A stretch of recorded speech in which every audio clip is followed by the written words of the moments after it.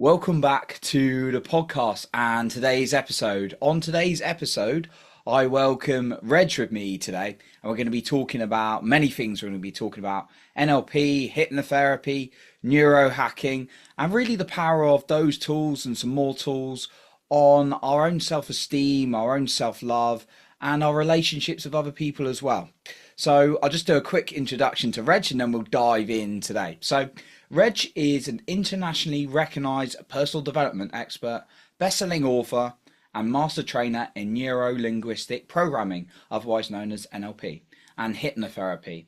He founded Neuromasters Academy, where he leads training in NLP, hypnosis, and neurohacking, helping individuals overcome mental barriers and achieve personal breakthroughs. So, welcome to the show, Reg. Glad to have you on. And we just had a good kind of a pre-episode conversation to get to know each other a little bit. Looking forward to getting to know you a little bit more. And it sounds like I know you're adding a ton of value to the world. So yeah, it'd be really interesting, first of all, to learn a little bit about what got you so into neurohacking, into NLP, into this area, this what sounds like a passion for you. Thanks, Johnny. Great to be here today. For me, why I do this and what got me into it is really a story of a person with a lot of adversities. I think a lot of us have adversities. Some of us, have a difficult life because of them, and I did. But there was a point in my life I chose to do something about it. I had a difficult childhood, and to my later years in my life. Even though I was getting a lot of success, traditional forms of success, in career, in finances, there was always something missing. There was a void. I knew that there was something unresolved, and a lot of people have that, right? And so somewhere along the way, I started to attend seminars, courses, learning about myself. And I often use this term, unpacking self, like what's bothering me. Even when I became a dad, there was something missing in me. I felt there was something I used to get upset about. And so that led me down this path. I learned a lot about myself. And, rather than just reading a book or learning concepts, what this field gave me was actual tools. We call it actionable intelligence, to go in and do something about it. And so I was able to completely reinvent myself. Oh, wow. And that's why I'm very passionate about helping other people do the same. Oh, amazing. Yeah. So you said like you had all these kind of things, like some appearing successes for you, but actually you felt like there was some deeper work to do, and that obviously fueled this kind of like, what are these tools, and exploring a bit deeper. Were there anything particularly in that journey that was useful to you in terms of the tools that you picked up? Yeah, so I'm going to use this term, Johnny, significant emotional events, SEEs. We all have events in our life, and some of these events are significant in nature. How do we know that? That when we think about something that's happened in our life, you could be 30, 40, 50.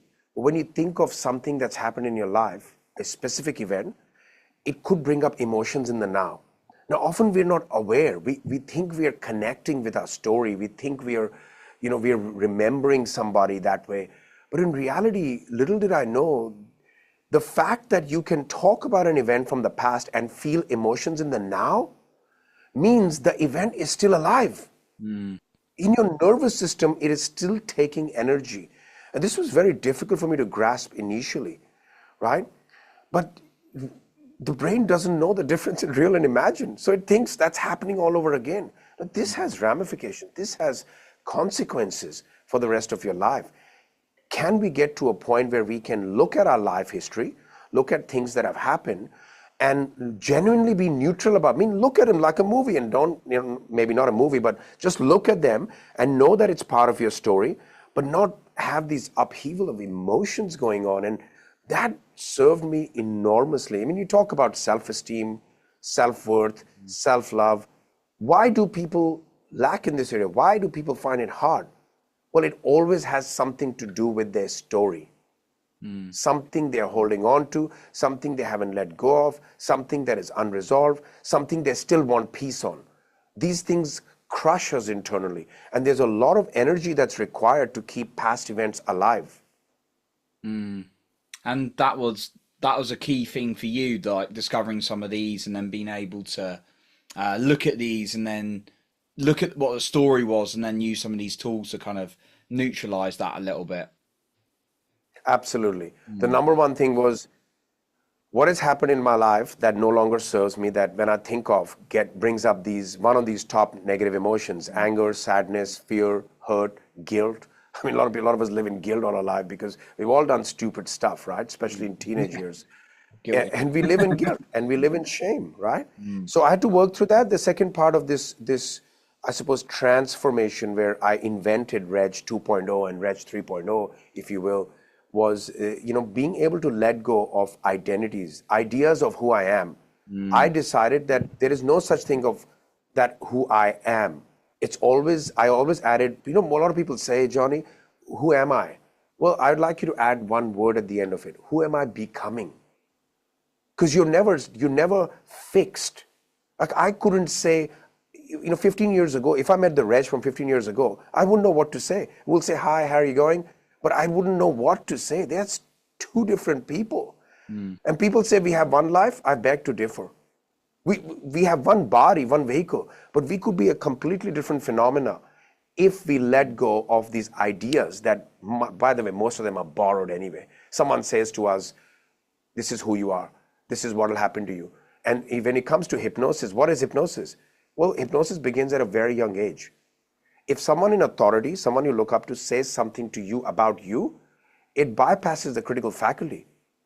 I often ask students, I say, how many of you, there are things that someone else said to you about you that as you look back at your life, you actualized it and you're not happy with it. Literally 90% of hands go up. If that's not hypnosis, I don't know what is. Wow.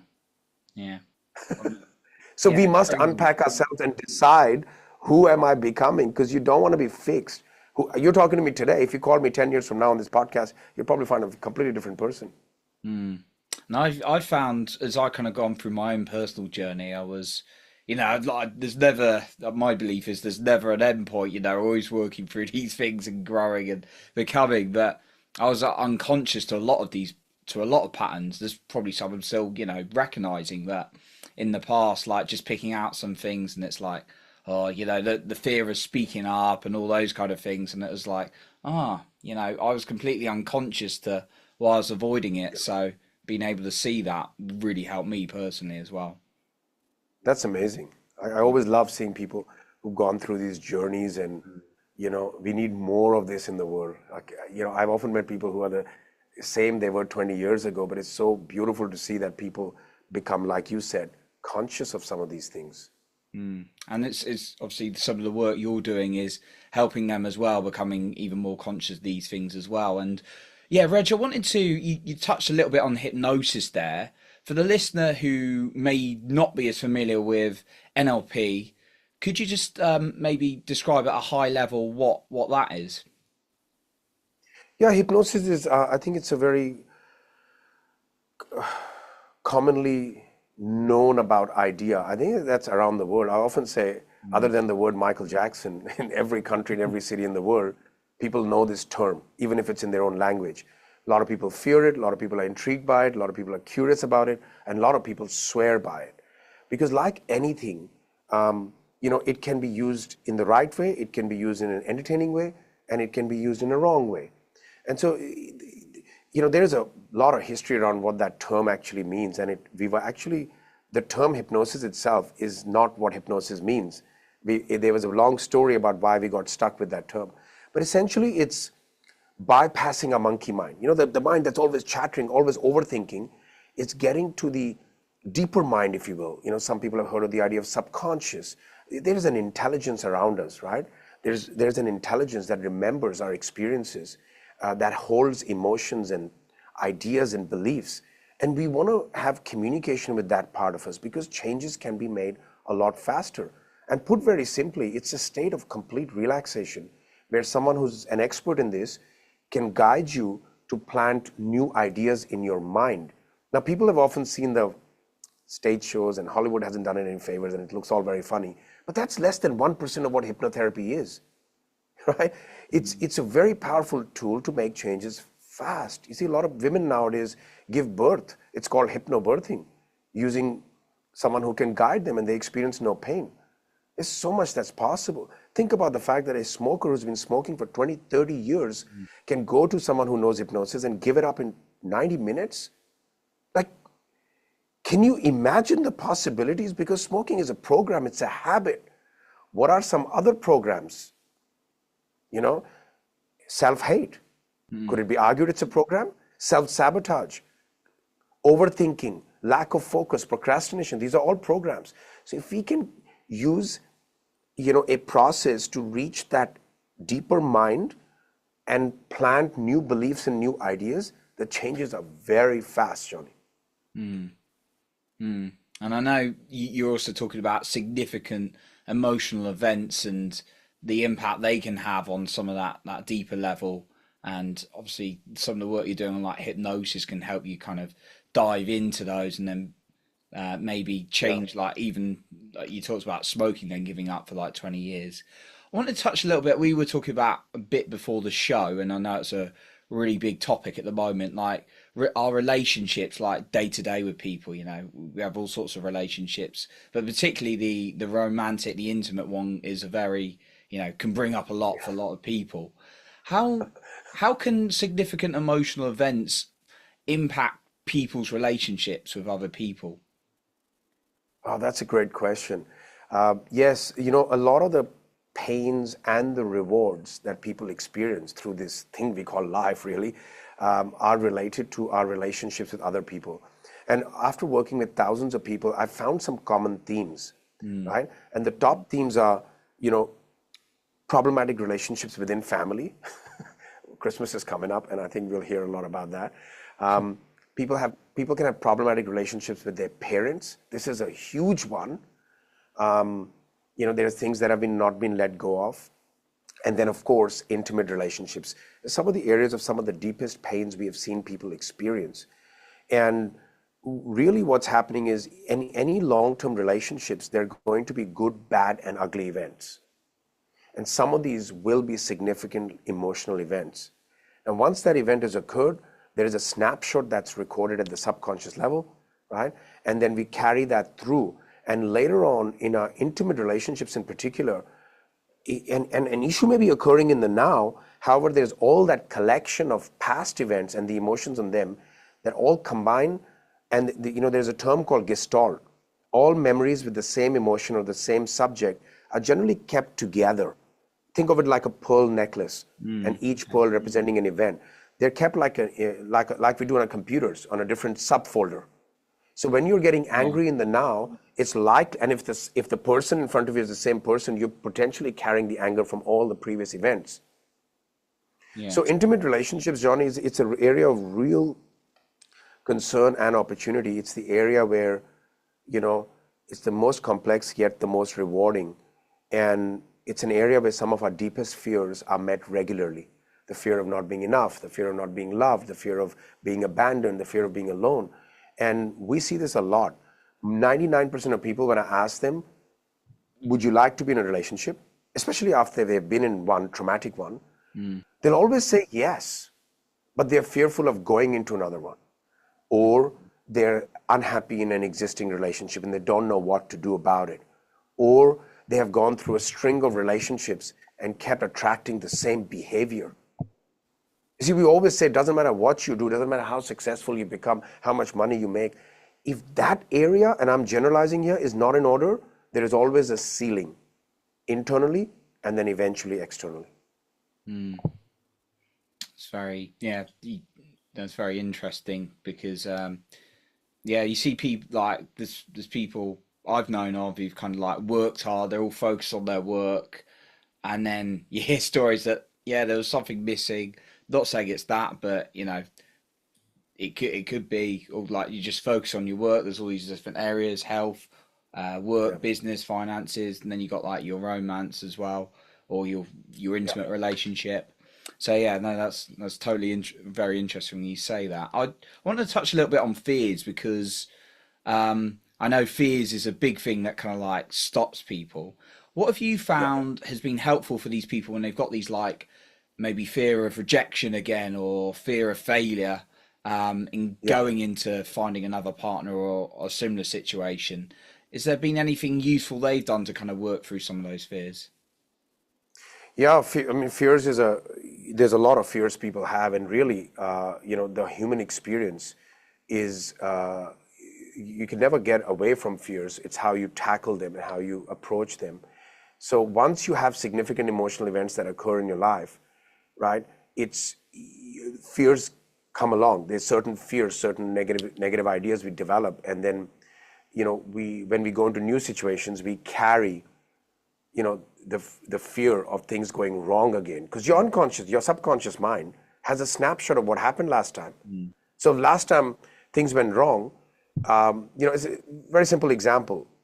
Say you spoke on the stage at school and something happened and you slipped or you got laughed at. I'm probably talking about my own story here. Then you grow up and then you suddenly have an opportunity to go on stage or speak, and those things we call nerves. It's actually your intelligence, your subconscious mind. Your mind is connecting with what happened the last time, right? And then that appears as fear. So from a what can you do about it perspective, in neurolinguistic programming, we have these techniques that help you go over your timeline, your past and your future. I hope I can go be a little bit woo-woo here. Would that be okay?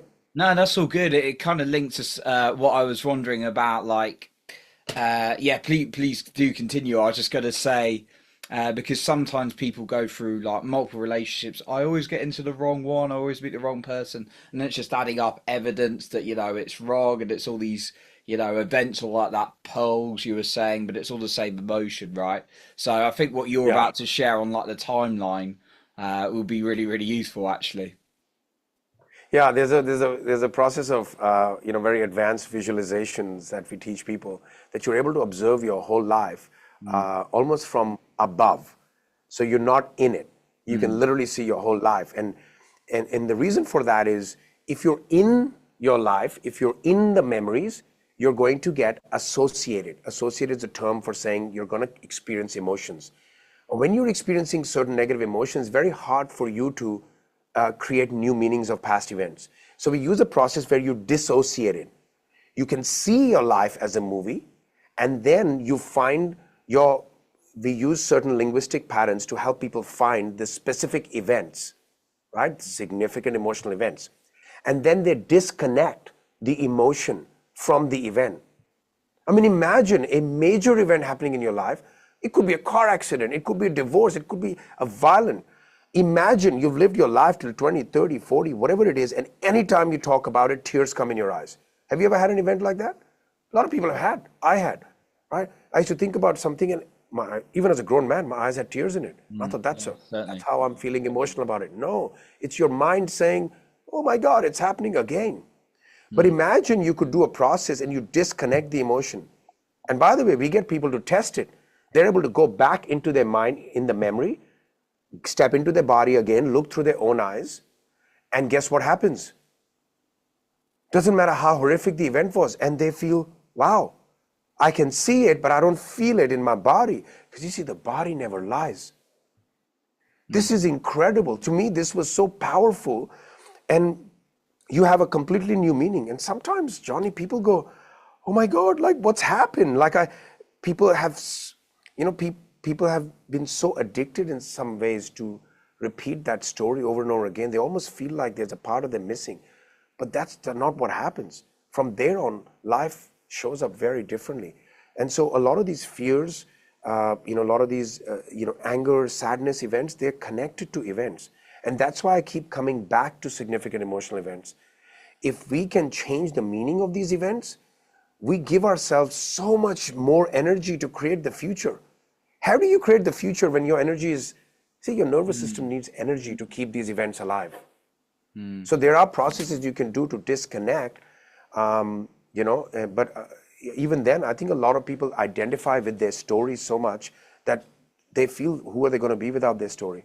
Not realizing that your story can be used to fuel you forward, not to take you backwards.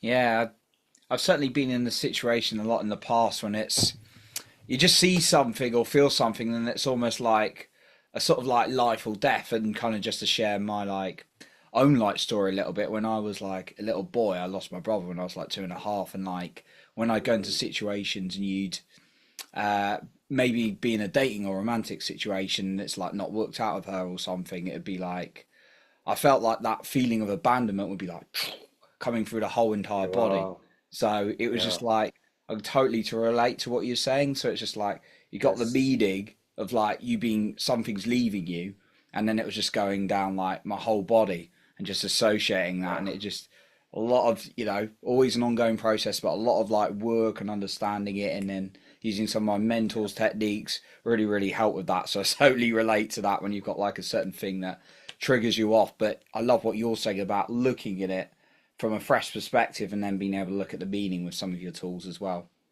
Yeah, I mean, the conscious mind, the thinking mind is useful. You can reframe your life, but I feel that changes are long lasting when it's made at the subconscious level, because subconscious is the other than conscious level. Like you said, your body doesn't lie. You ever Mm, walk into a room and you don't like someone, your heart starts racing. It's like mm, your body has way more intelligence than your mind at times, right? But it's mm, because all the data is collected and stored and is used for your preservation. But the mind doesn't know whether something is happening right now or not. You mm, see, are you talking about fears here, Johnny? All fears are ultimately fears of feelings. mm, We are, it's not the idea, it's not the person, it's not the event. We are feeling something. We are fearing, I will feel rejection. And people don't like these feelings. They feel yucky in the body. When people say they have the fear of success, well, no, no, no. You don't have a fear of success. You have a fear of feeling, you know, troubled because you're succeeding and your family is not, and you feel you're going to lose them, or fear of failure. It's not the fear of failure per se, it's the fear of what you will feel if you failed. I hope you can get what I'm saying. This is enormous. mm, We fear feelings. mm. Yeah, it's ultimately we want some. I know from my life and even coaching people, you want something because it gives you a feeling, and you run away from something sometimes because it's going to give you another feeling. Like could be the feeling of We're rejection. so addicted to feelings and we are so fearful of feelings all at the same time. And imagine that, you start to see your feelings as visitors. Mm, They're here to show you, they're here to guide you, they're here to, you always hear these terms, feel the fear and do it anyway. Because, I have this theory, if there's something you fear, you do it 5 times. Notice after that what happens. mm, I'm just using a number 5, could be 3 for some people. It's like the nature of the feeling changes. By the way, even as a tool for your listeners, even observing your feelings when they're occurring, we're so unconscious when the feelings occur. We start to react, start to run around. mm, But if you just stop, get in touch with the feeling, notice the feeling, even go to the extent of saying, I am feeling, and mm, name the emotion. This is a very practical tool that I'm sharing. Just the act of you observing changes the observed.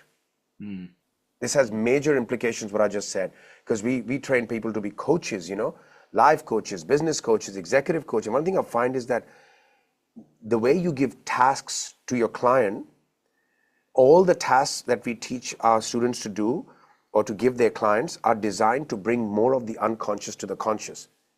mm, Simple thing like, let's say you overeat, and that's your problem. We will typically will ask the person, if you want to continue to have sessions with me for the next 2 weeks, I want you to document the emotion you experienced just before you ate that burger, mm. or the self-talk you had. Do you know by the time a week is gone, the person's 50% of their problem is already gone? Wow. What is that telling you? The act of observation Mm, changes the observer, but we're running around life so unconscious. We don't even know. And when these things happen, we react to them. We need to stop. We need to have a look. We need to recognize, acknowledge. This alone can make a major difference to people's lives. And this is the act of becoming conscious of what is happening inside of you. It's mm. not that hard. It's It's crazy how doable for much. everybody.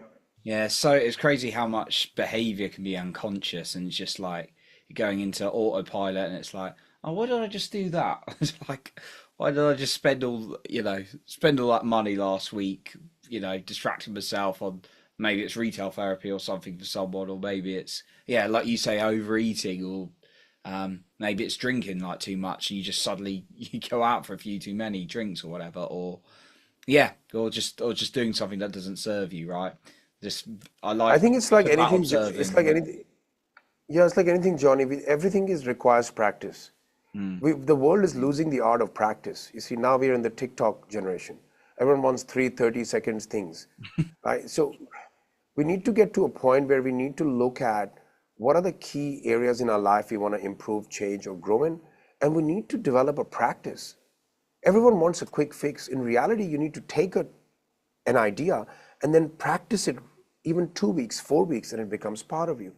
mm, Well, all the studies from Harvard and Boston universities have shown, some people say 21 days, some people say 30 days, some people say 60 days. You see, our subconscious mind is our friend. It wants to automate things for us. If you have a green smoothie for 30 days in a row, consciously first, so you get up and say, I'm going to have it, you have an alarm or whatever, you do it. What happens after 30 days? You will just start moving towards the fridge and start making it yourself. mm, Unfortunately, most people, habits, the bad habits come in because we're not consciously creating habits. You already have the choice. Do anything for 21, 30, 60 days, it's going to become second nature, like brushing teeth. We don't think about brushing teeth anymore. We just do it, mm. Yeah. right? We just need to develop 2, 3 behaviors at a time that we want to become automatic and then do them. Mm. And vice versa, Practice everything. for the bad behaviors, I guess, as well. Yeah, we teach a lot of techniques that you can pretty much let go of bad behaviors in as less as 20 minutes. Oh, wow. Phobias. Yeah, we have all the tools are there. You just gotta, everything can be let go of. I mean, imagine letting go of, I've had so many students held anger for like 20, 30, 40 years on their parents who are not even alive, or a father who's not alive anymore. And here we are in 20 minutes, it's gone for life. Mm, These ideas have not been spread over time to people. They've, and this is why we're doing this work. We're done with, spending 10 years in therapy, having tons of medications. mm, Why? Because we never get trained to utilize our own intelligence. It's not there. mm. Nobody wants to talk about it. It doesn't need to be a secret. We No. are a very, very powerful phenomena. But Mm. we will live life like we're nothing but flesh and bones. I'm sorry I get a bit passionate about it, but this is what it is. I love it. We are very, very, very powerful. It's almost scary how much ability we have as a human being. And that's why I'm so passionate about it. What stops us, what gets us to live these low complexity, low problem solving lives is significant emotional events. Mm. Because when they happen, we shut down. When they happen, we make meanings about ourselves. When they happen, our mind and our emotions and our energy is stuck over there, and we forget about who we truly are Mm. The good news is you as can do humans, that something is. about it. The good news is you can do something about it. Yeah. Yeah. It's People have spent powerful. their, people get to 40s, 50s, 60s, 70s. I've seen it through our own broader families. And they're 70 years old and they're still going on about something that happened when they were 28. I'm just mind blown on that. Wow. And they're still holding things against it. Oh, like that part to me, there's a point at which I go, you just wasted the last few decades of your life. My friends, this life is not a rehearsal. This is the real deal. Mm. This is not a rehearsal. Mm. Okay, and we're so unconscious. We were just walking around like, you know, there is a finite, there's a limit to this physical experience.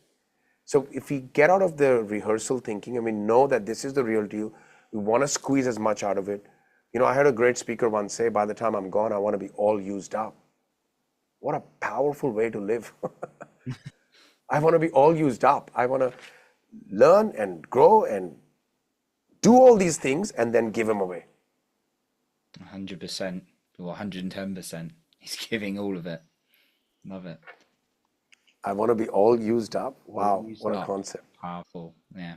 And I love it. Like, yeah, I know many people can go through life and not recognize patterns. I mean, obviously, been guilty of it myself, and I know many people do. But yeah, it's great you're bringing this making people more consciously aware of this intelligence they have and that they can impact it, rather than going through like years and years or decades, right?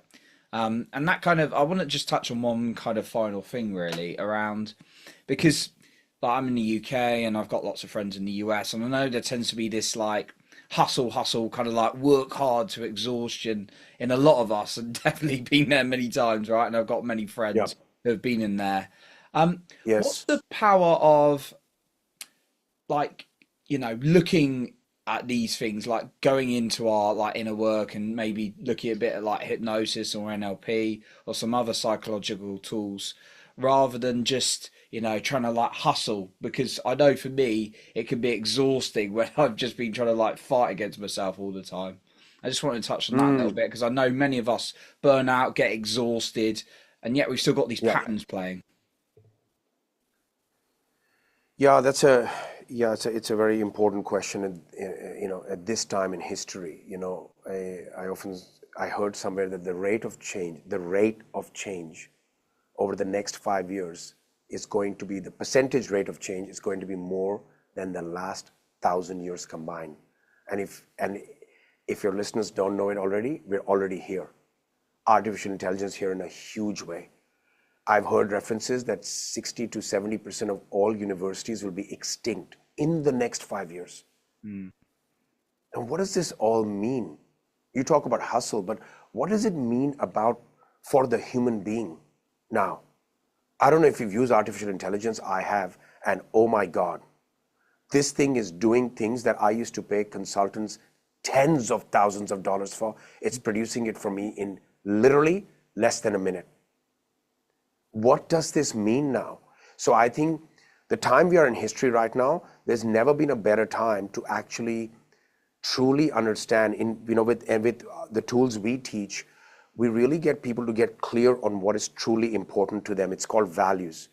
You see, even a brain, there's an executive function of a brain, and even in the prefrontal cortex, there is an automatic ability. When you're in your values, when what's important to you, you're living that more of the time, it's no longer a question of hustle.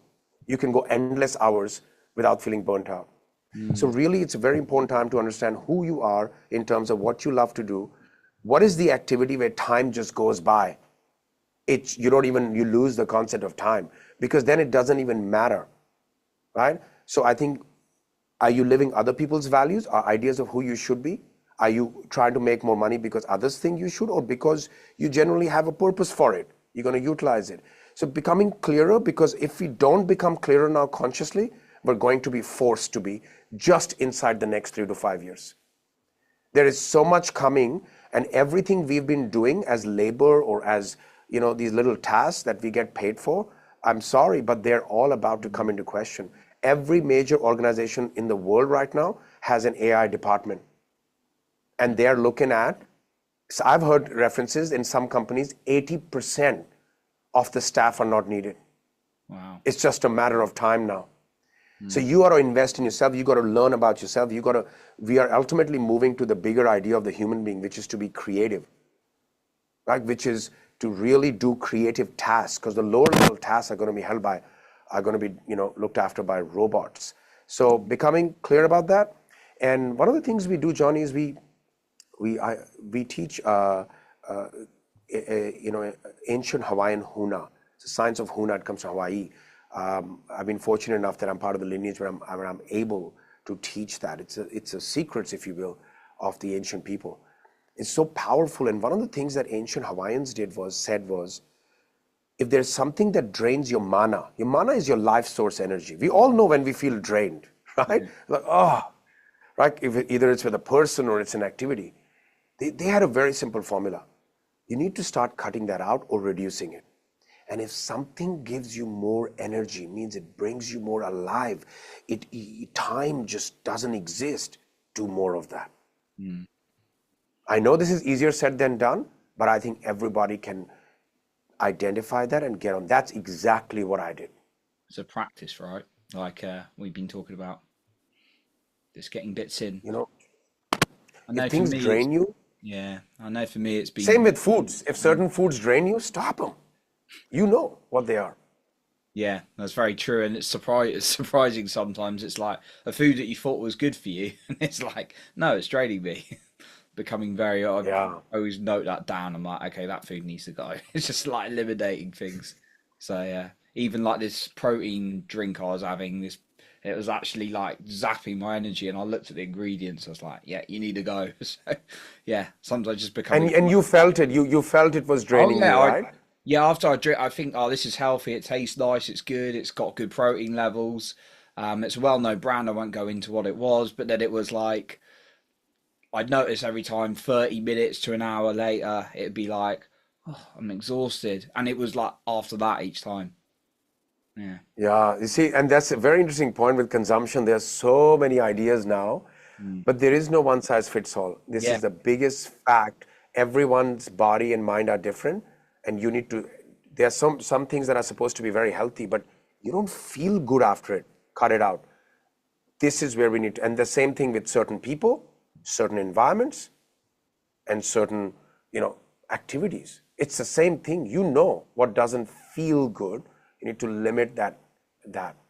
Comes back to your body, I guess, right, Reg? Just listening to what I think it's telling you. Yeah. the body and the nervous system. Mm. Some things appear in the body, so you're able to sense some things. It looks like they're in the body, but it's more of a sense, a feeling that's coming from the nervous system. And not all of the nervous system is physical. Mm. Okay. So yeah, just paying attention to that rather than just the mind and going, okay, do this, do that. All right. Just going a bit deeper. The mind's going to make you do all sorts of different things because Absolutely. and that's the whole idea of intuition as well, right? Some people are so tapped into their intuition. If you read the biographies of the greats of the world, there's one theme in common with all of them. They trusted something that they couldn't put their finger on. Mm. Something came to them in the middle of the night. Something, some just feeling they got, some abstract ideas. And that's a whole different topic. We can definitely discuss that one day because it borders on, the woo-woo, the spirituality, the higher self, the higher conscious mind. How come some people have more access to that information and they do something about it and they build that muscle while others are very much in their monkey mind, the chatting mind, because Yeah. it's always talking, it's always overthinking, analyzing, and that's not where really some of the beauty is built from. So we need to be able to tap into all these resources, and it goes back to relationship. People are trying to have a relationship with who they used to be. See, a lot of people are trying to have a relationship with who we used to be. This shows up in intimate relationship as well. Mm. You got married, you were a certain way, right? 5 years later, you're always hoping that you were exactly how you were. No, no, no, no. Everyone grows and changes. Mm. You need to fall in love over and over again. These things are very, very important that, I've been very fortunate to have the opportunity to help people with and teach them these ideas because nobody else is doing it. It's not talked about, this stuff. Just take a pill or go see a therapist or go to see a doctor, and I mean, look at the state of the world right now. Mm. Just have a look at the state of the world. It's more than 50% of marriages don't work anymore. Mm. People really near the 70% of the world doesn't know how to keep money. It's hard. So we've got to question everything now. That's the point we're at. Because if what we were doing was working, it would be working for a lot more people. Mm. Mm. I love the passion you've got for your work as well, and being able to help people through some of these things as well, Reg. Which kind of like as we kind of like round up today, it'd be really useful to know where the listener can find out more about you and get in touch with some of your work, because I know we could be speaking for hours today, to be honest, I with all know. the value I you want know. to give. You give, and I've written down tons of notes. But yeah, for the listener who wants to maybe find out more about your work, how it can help them, maybe get in touch with you or your team, where can they do that? And if there's any final point that you wanted to share or round off with today, that would be great as well. Yeah, thank you, Johnny. So, we're out on the internet like everyone else. Neuromastersacademy.com, that is the company that I'm the founder and CEO of. We have a range of programs, and there's also, free things that people can utilize from the website, not just from the website, but booking a call, and even if you don't do any work with us, there's always, we have this philosophy in our company that even if people talk to us, they should leave better than we found them. So there's always something to gain there. We have a whole team of master practitioners in this field that can listen to what your key challenge is and guide you at least in the right direction, or let you know of a program. So neuromastersacademy.com, that's one word. Outside of that, if your listeners want, if they directly DM my Instagram account, Reg Malhotra Official, if they DM with the word, say, Johnny24, so your name, Yeah. Jonny, Johnny24, let's say 24, we're in the year 24, then my team will know that you come as a result of this conversation, and they will give you a free recording or a class, or a class that gives them a bit more idea and insights on how they can free themselves of some of the hidden mental barriers. Oh, amazing, Reg. No, thank you for that. Appreciate your generosity. Got it. Yeah.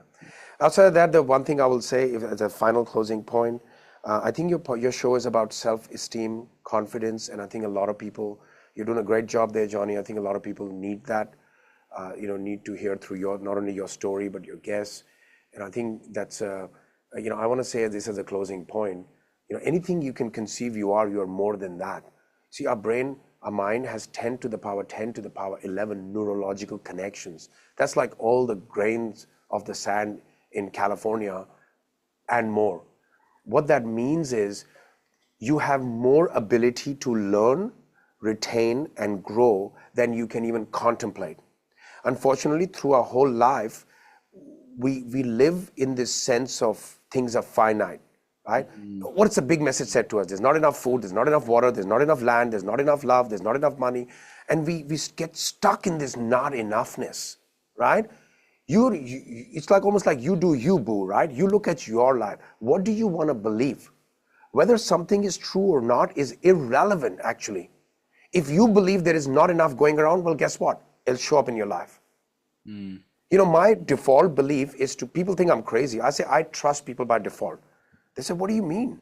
I said, well, are there people who are not trustworthy? Yes. Are there people that are trustworthy? Yes. How can I believe both at the same time? I got to choose one. I choose this one. Now, that doesn't mean I don't have boundaries. I will trust you by default. But you breach my trust once, you're out. But I'd rather move through my life believing there is enough, believing that people are trustworthy. And these are hard things for people to contemplate. I get it. You will see more of what you believe in. That's my final message. Oh, I love that. Great perspective. So, Reg, thank you for coming on today and sharing such value. Appreciate your time on today. Thanks, Johnny. It's been great chatting to you. Awesome. So that concludes our episode for today. And remember to lead with your heart and not with fear.